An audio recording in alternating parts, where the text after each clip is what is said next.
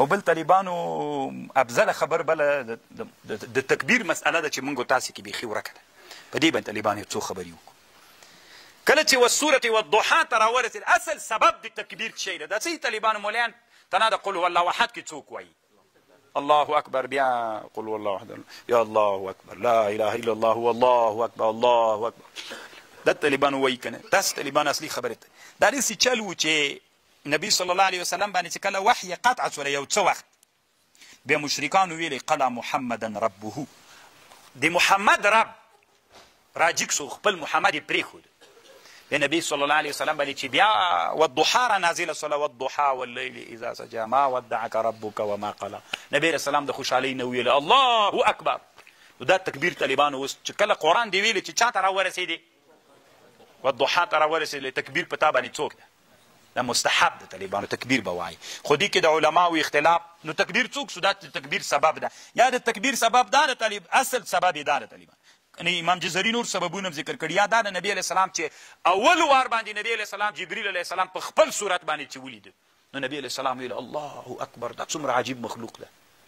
دې جنه طالبانو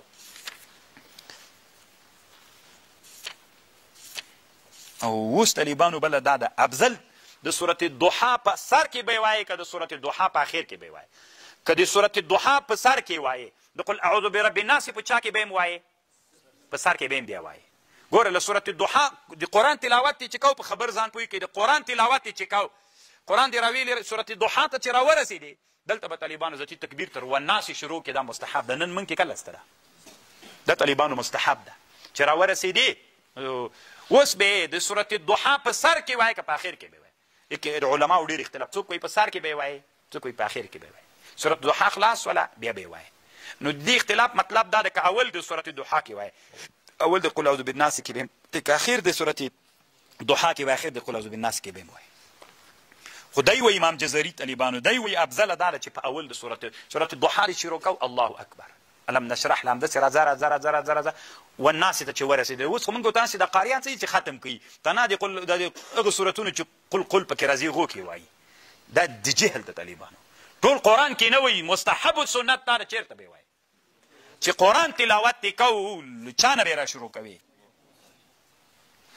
او دا طالبانو امام جزري رحمه الله دلته وایي په چا کې به هم وایي په مانځه کې به هم وایي. اوس ګوره مطلق د قرآن تلاوت کې به یې وایي د مانځه کې اوس مثلا تراوح کې سړی د قرآن تلاوت کې هلته به یې وایي که به یې نه وایي.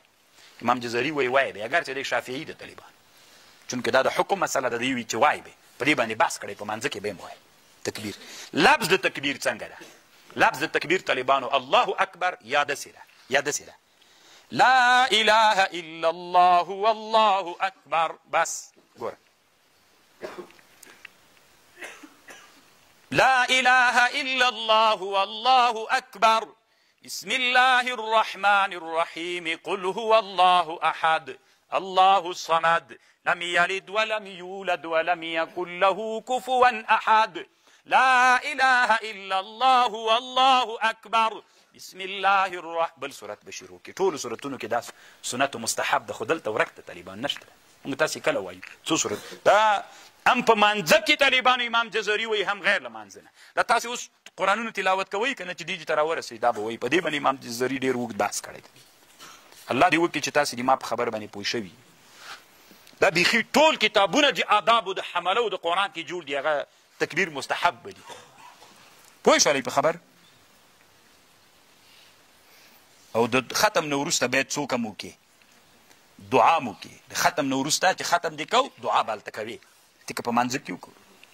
او یوه خبر دا د طالبانو ورونو اوس یو دوه لږ مهمې مسلې وه. یوه مسله دا د طالبانو چې قرآن دې ختم کړو حال مرتحل ورته وایي دا مستحب ده. حال مرتحل دې ته ویل کېږي چې قرآن دې ختم که بیرته به قرآن صورت فاتحه هم شروع کړې څوک به هم شروع کړي صورت بقر به هم شروع کړي تر مفلحونه پورې به یې ووایې. دا هم طالبانو سنت ته ده. د څه دپاره د دې په خاطر باندې چې یعنې ختم یې که خلاص نه سو بیرته مې هم شروع کړو چې بیا یې شروع کړو. دې ته حال مرتحل وایي. طالبانو دا په حدیث کې احب الاعمال الى الله الحال المرتحل الذي يضرب من اول القرآن الى كلما احل ارتحله. بیا طالبانو دا په حدیثو ثابته موضوع ده بیرته بیا راشي. اوس ګوره موږ تاسې چې افغانستان کې کله د قرآن ختم کوو، د قرآن ختم چې کوو نو قاري راجیګ سي الحمدلله ووایي صحیح د سنت ده، مفلحونه پورې وایي صحیح د سنت ده، بس دا خلاص طالبان. دلته خو دام درته وایي، امن الرسول هم درته وایي، بیا طالبانو درې څلور وارې قل والله احد وایي، درې څلور وارې هغه وایي. اوس قل الکافرون پکې راچولې ده چې ټول خلک سرونه ورته ټیټ اچولي ناست دي ورته، او چې آخر کې طالبانو 2 ساعته تنا په دې باندې تیر کړي. طالبانو یو علم ده، یو د خلکو رواجونه دي، موږ غواړو چې علم را ژوندی کړو، رواجونو ته لغته ورکړو، ورک سي. طالبان 2 شیه طالبانو په ختم کې ثابت دي. یو دغه ثابت ده طالبانو، بس دا حدیث باندې ثابت ده. یو تکرار د قل هو الله احد کې طالبانو، تکرار د قل هو الله احد طالبانو که په چا کې نه ده ثابت، په حدیث نه ده ثابت. هغه نبی علیه السلام داسې ویلي چې تاسې قرآن ویلي قل هو الله احد تکرار نه وایي، دا ټول دي چاپ. تاسې چې قرآن 3 وارې قل هو الله احد ویلي دا داسې لکه ټول قرآن مو چې ویلی. نو فقها داسې وایي چې تاسې قرآن ختم که خامخا تاسې نه که تقصیر سوی وي 3 وارې قل هو الله احد ووایي، دا دغه تقصیر تشی ډکوي بیرته. نو فقهاو داسې لیکلي چې 3 وارې څوک هم ووایه، بس طالبانو کتاب دومره لیکلي دي. خبر خو پوهېږئ طالبانو منطقیان وی له عدم وجدان نه عدم نه راځي. که تا یو شی پیدا نه کړ دا معنا نه لري چې نسته، خو علما وی کله چې یو سړی محقق سړی که هغه یو شی پیدا نه کړ د هغه له عدم وجدان نه عدم بیا راځي. اوس دنیا کې محدثین علما دي لولي او دا حدیث ما نه ده پیدا کړی، نو چې پیدا مې نه کړ د هغه له عدم وجدان نه عدم راځي. بیا سره له دې طالبانو چې دومره ډېر علوم د قرآن دي، دماغ خپله عادت دا ده طالبانو د قرآن ختم ته چې لاس مثلا بیرته تر مفلحون الحمدلله مفلحون پورې 3 وارې قل هو احد بس دعا وکړي الله د ختم چې دپاره سوی الله قبول کړي بس خلاص. دلته طالبانو 3 وارې قل 4 وارې قل کافرون 3 وارې هغه بیا لا اله الا الله والله اکبر الله اکبر ولله الحمد والحمد دا نسته له ځانه به شیان نه جوړوي. الفاظ کم یول د تکبیر یا تنا الله اکبر یا لا اله الا الله والله بس دغه. دلته طالبانو دایم بیا زړه چېرته یخېږي، بیا داسې په قلقلو وایي بیا ان الله وملائکته، بیا طالبان امن رسولو ته ورسي بیا ان الله وملائکته. ګوره دا ټولې خبرې مې د ټوکړې قرآن متفرق څوک ده؟ عبدالحی لکنوي لیکلي دا طالبانو دا جایز نه ده د اسلام کې. بس طالبانو اسانه کار ده، خو چې خپلو وطنو ته لاړلی طالبانو ورونو داسې نه چې یو دم ورلګیا سئ چې دا بدعت ده ناروا ده. طالبانو شخړه به ځان ته هم نه جوړوئ، ما ته به هم نه جوړوئ. کوشش داسې وکئ چې علم مخته بوځئ.